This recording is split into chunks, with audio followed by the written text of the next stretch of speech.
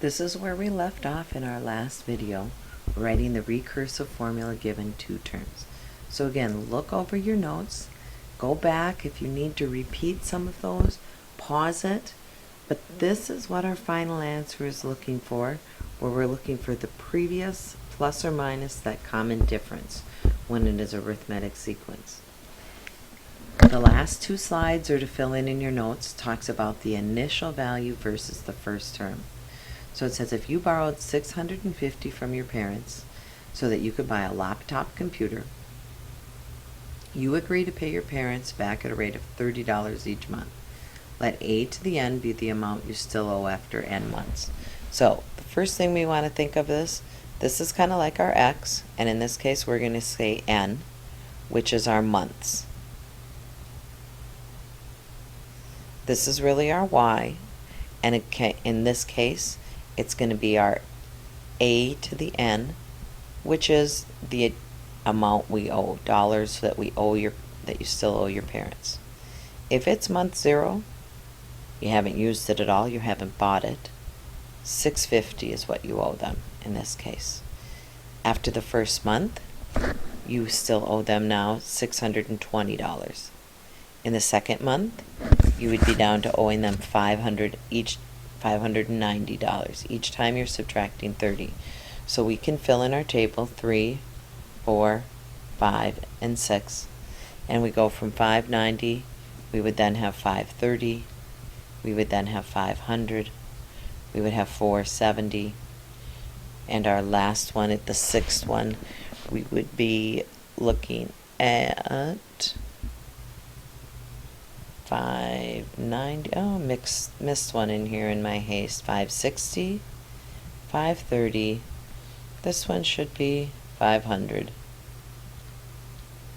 and then we are at 470. So it says complete the table to illustrate what you owe after each month. Write the recursive formula. So when we write our recursive formula, remember we're not looking at the 0 term, we are always looking at the first. So if we are looking at this, we're going to say that our a to the 1 is equal to 620. Our a to the n is always looking at our previous term, which is going to be the n minus 1, and in this case, what are we doing each time?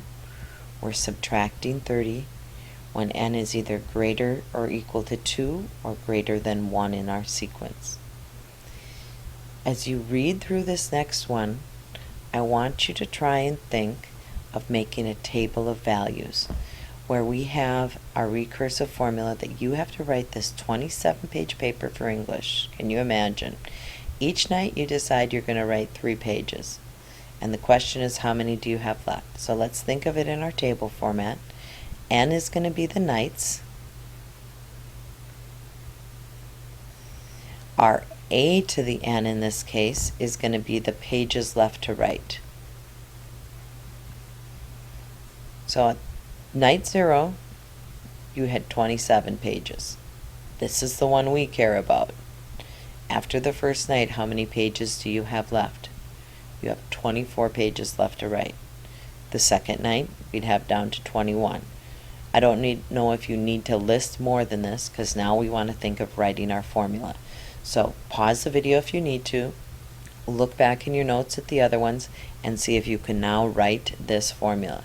Remember, whenever you see this, when they're telling us this recursive, you always want to be thinking, what is the first, and then how do we write it with the previous?